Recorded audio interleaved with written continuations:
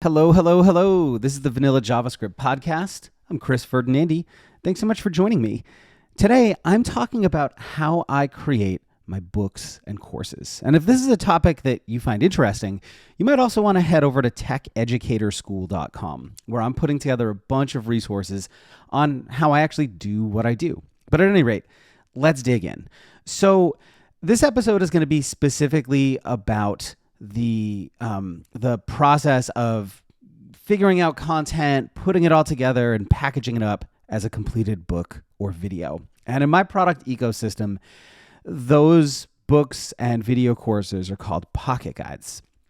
Every pocket guide that I create follows the same process. I learn how to do a thing. I outline the stuff that a student would need to know, the basics, some advanced topics, and any weird gotchas or edge cases that most tutorials miss. Then I write the ebook version. Once I have that written down, I create the source code from that ebook. So I'll go through each section and take out all of the code snippets and put them in actual HTML or JavaScript files that students can play around with and work with. I use that source code to create the video course. Once that's all done, I create a book cover and course image. I convert the ebook into a PDF, EPUB, MOBI, and HTML format using a command line tool I have. We're going to get into all this in more detail in just a couple minutes. Then I upload the videos to a streaming service and get them captioned, and then I sell the course. So let's look at each of these steps in more detail because that's a lot. So how do you actually do these things? My pocket guides are short and focused, which makes creating them a bit easier and is also better for students. They're easier to get through. Information retention tends to be bit better because I'm not throwing a ton of information at you all at once. And each one starts off as a narrow topic that I'm personally interested in or learning about. My code base was getting unruly, so I learned about ES modules, and then I wrote a book and created a course about it. I wanted to improve the resilience and offline capability of my site, so I learned about service workers, and then I created a book and video course about it. And the process for me always starts by using DuckDuckGo a whole bunch, reading a bunch of tutorials, and trying to implement some of what I've read into a simple working project. And there's almost always a bunch of assumed knowledge in those tutorials or edge cases that they didn't mention or gotchas or weird bugs that pop up that weren't discussed. And this is where I feel like I can come in and really add some value. It's the kind of stuff that makes self-taught learning really hard, and it's one of the reasons I started creating courses in the first place. So after I've built a few small projects, I have a pretty good grasp on how things work, and I'm also close enough to being a new learner that the pain points and, I wish someone had told me that, are still really fresh in my mind. And this is the perfect time to start actually writing the course. And so for me, that next step is outlining all of the stuff that I think someone who's just learning this would need to know. And I find that most tutorials on the web fall into one of two categories. They either hand wave over some essential knowledge and jump right into the interesting stuff, which I get because it's more interesting, or they go into way too much detail about every aspect of a topic. Both approaches suck for different reasons.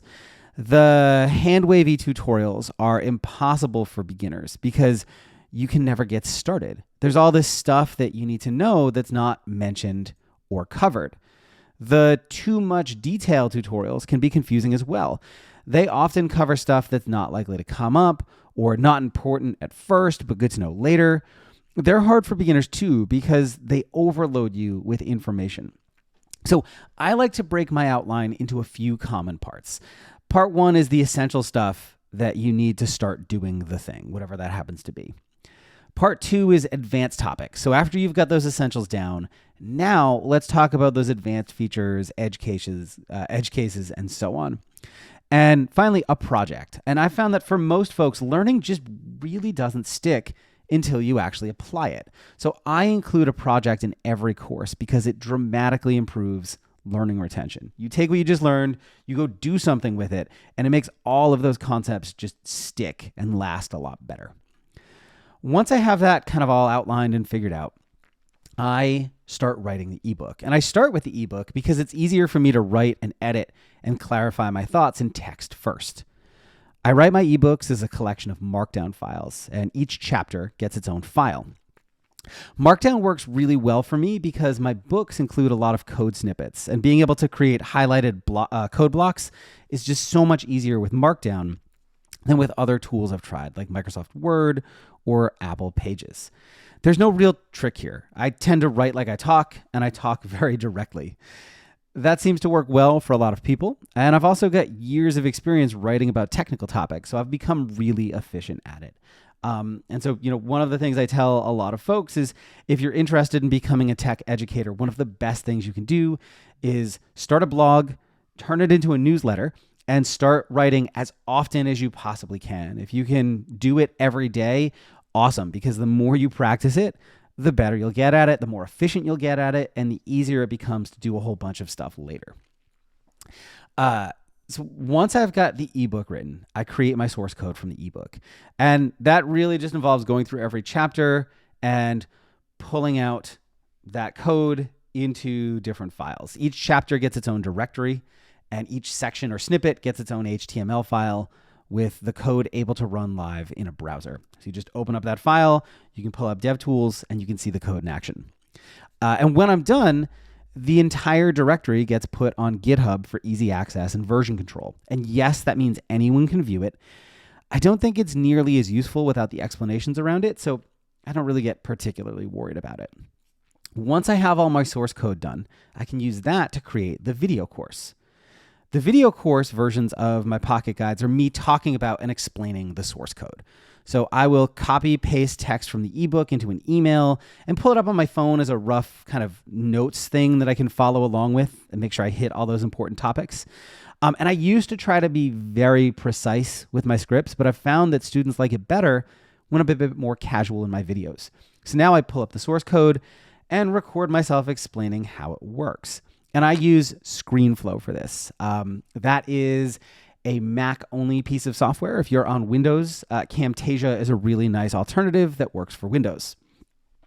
And if you don't want to spend money on either of those and you're just getting started, there's tons of free options, a lot of them baked right into your operating system that you can use as well.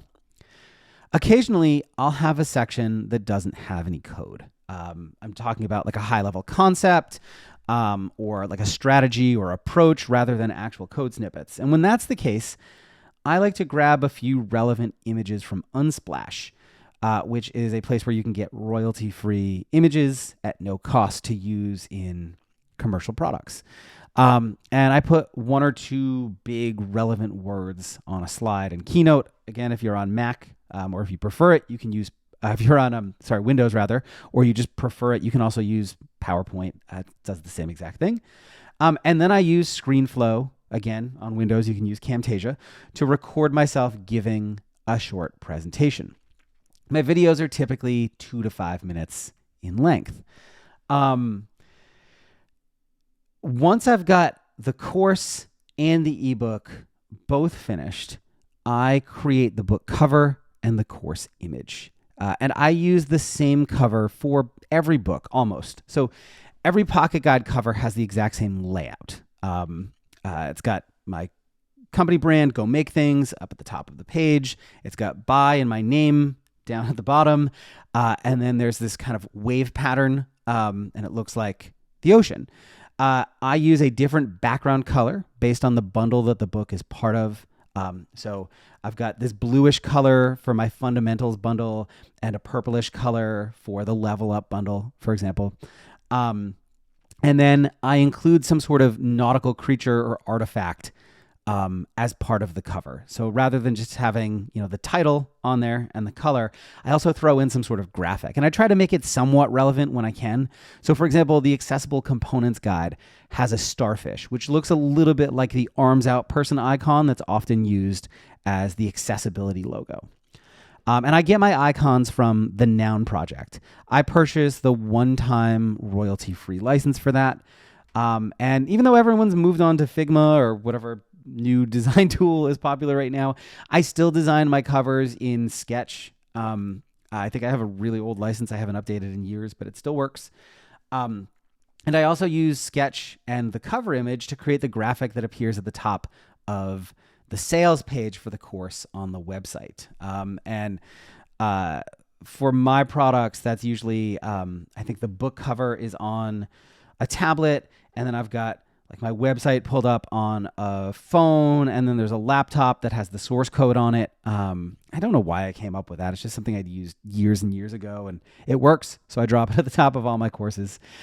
More recently, I released a series of vanilla JavaScript shorts, which are smaller than a course, a little bit bigger than a blog post. And for those, I am using Carbon to generate images of some source code. So that's at carbon.now.sh. I'm generating just like an image of some source code from the guide and dropping that at the top instead. So, you don't have to follow that same pattern I do. You have a lot of options.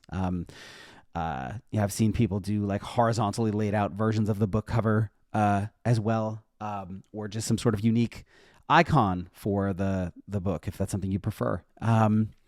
So once I've got that all done, I'm ready to actually convert my Markdown files into book formats. So PDF, EPUB, MOBI, and HTML.